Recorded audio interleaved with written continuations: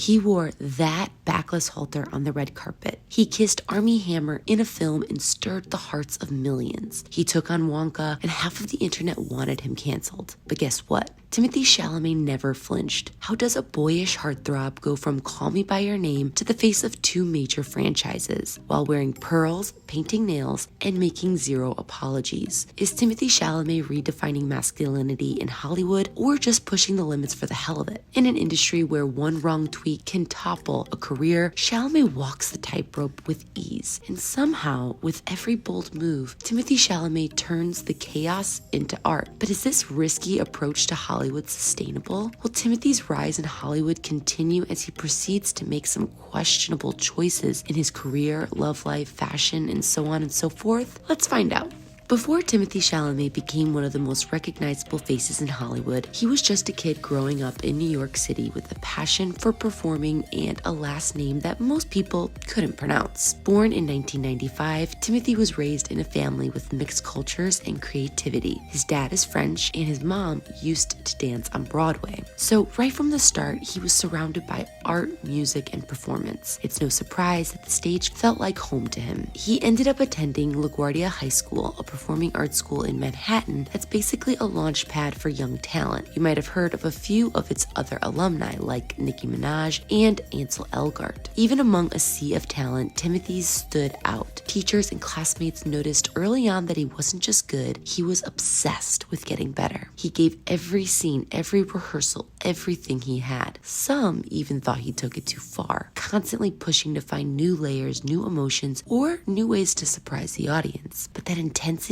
that would eventually set him apart. While other teenagers were figuring out what they wanted to do after high school, Timothée was already working. By the time he was 17, he had landed a role on the hit TV show Homeland. And that was just the beginning. He kept grinding, auditioning, and slowly building his resume. And it didn't come from nowhere. He worked his way up one role at a time. But his big moment came when he took a massive risk and starred in the 2017 indie film Call Me By Your Name. In it, he played Elio, a sensitive and complex teenager navigating love and heartbreak during a summer in Italy. The movie wasn't a blockbuster hit, but it was everywhere. Critics loved it, fans couldn't stop talking about it, and it even sparked major conversations about queer love stories on screen. Now, if I can be honest, there's one impressive aspect about this choice that I feel gets overlooked. I personally don't know any 20-something-year-old heterosexual boy that has the self-assurance to play a gay role with such confidence, especially this day and age with social media and how brutal it can be. However, this is where we start to see his tantalizing game of him versus the edge. The gays loved him for it while his female fan base continued to swoon and grow. Never forget, with high risk comes high reward, and that's exactly what happened. Timothy's performance was so good that he earned an Academy Award nomination for Best Actor at just 22 years old. That made him one of the youngest actors ever to be nominated in that category. Suddenly, everyone in Hollywood wanted to know who this guy was. Magazine editors wanted him on the covers. Fashion brands wanted him in their campaigns. Casting directors wanted him in their movies. It wasn't just his acting that caught people's attention. It was his energy. He had this mix of awkward charm, raw talent, and bold confidence that felt refreshing. He didn't seem to follow Hollywood's rules. He didn't try to fit into the tough guy mold. Instead, he leaned into vulnerability and weirdness, and people loved him for it. From a drama nerd in NYC to a red carpet regular, Timothée Chalamet's rise didn't happen overnight. It happened because, yes, he worked hard, but more importantly, he made moves and choices that forced people to notice him, whether they liked it or not. His talent was a given, but what truly set him apart was his appetite for discomfort. He's not afraid to be uncomfortable. In fact, he almost likes it. While a lot of actors stick to safe, likable roles, the kind that make them look good or earn big paychecks, Timothée chooses roles that are messy, awkward, emotional, and sometimes downright painful. And he doesn't try to clean them up.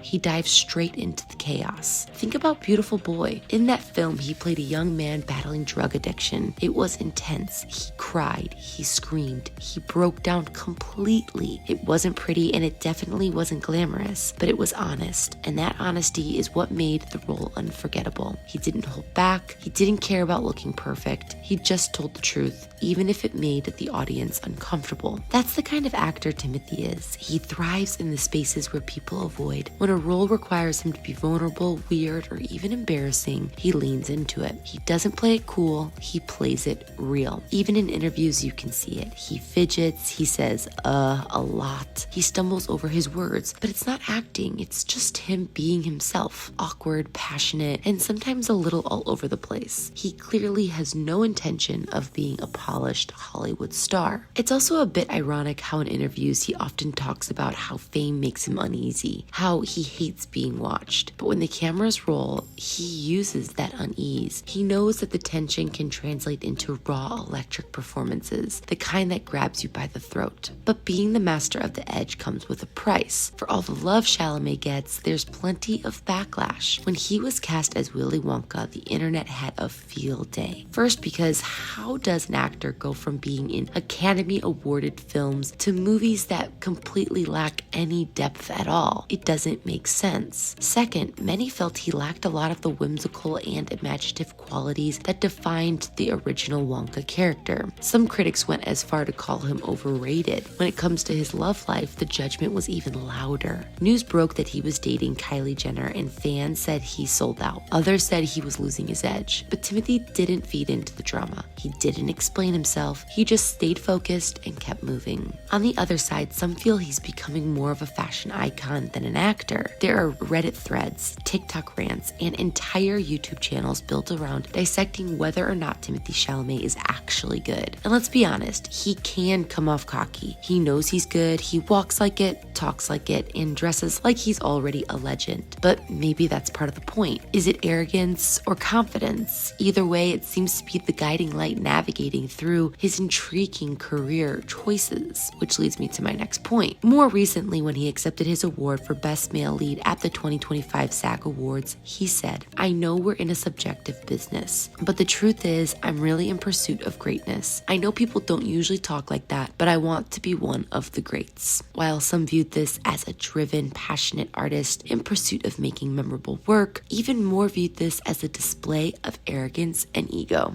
But you see, this is one of his superpowers. He doesn't get stuck trying to please everyone. He's not afraid of being misunderstood. He toes the line of saying or doing what he wants, but never pushes it too far. It's truly an incredible balancing act. That edge is what makes not only his work, but himself so unforgettable. He reminds us of something crucial. Greatness doesn't come from playing it safe. It comes from pushing limits. Let's not forget his biggest box office hits. Dune and Wonka were both enormous risks. There were definitely some big question marks surrounding both roles. In Dune, he took on an iconic sci-fi role with massive fan expectations. In Wonka, he sang and danced with zero musical theater background, and yet he succeeded at both, even outside the backlash. And this is because he approaches each role like an experiment in discomfort. He never stops challenging himself. Shalamé knows the internet is watching his every move. He knows some people hate him, but instead of pandering or pleasing, he plays chess. He makes moves that get people talking even when they don't make sense at first. For example, investing 5 years of his life to study and portray the musical legend Bob Dylan was a gamble. Kylie Jenner was a major PR risk and still is. That sheer red carpet halter top, pure chaos. But guess what? We're still talking about it. But let's be clear, Timothée Chalamet isn't playing dress up or chasing viral moments. He's building a legacy, a slow-burning, unpredictable, genre-defying legacy. And he's doing it on his own terms. I mean, think about it. How many actors at his age can jump from Lady Bird, an indie heartbreaker, to Little Women, a period piece, to Dune, a global blockbuster, and then a complete unknown, a musical biopic? And not once was authenticity lost. If he keeps this up, and if the industry doesn't try to water him down, Timothée Chalamet could become what Leo DiCaprio was for the 90s, a bridge between art and icon. But maybe even bolder, because it is clear as day, Timothée is not afraid of failure. He embraces it. And this is what I mean by stirring the waters without sinking the ship. He takes risks when it comes to his career, love life, fashion choices, everything. Just enough to get people talking, but never tossed overboard. Of course, being incredibly talented and good looking doesn't hurt when you play the edge like Shalamé does. So where does a disruptor like Timothée Chalamet go from here? The truth is, nobody knows what Shalamé will do next, and that's exactly the point. But I would love to know what you think. What are your thoughts on Timothée Chalamet? Let Let me know what you think in the comment section below. And if you like this video, make sure to like and subscribe, and we will catch you on the next one.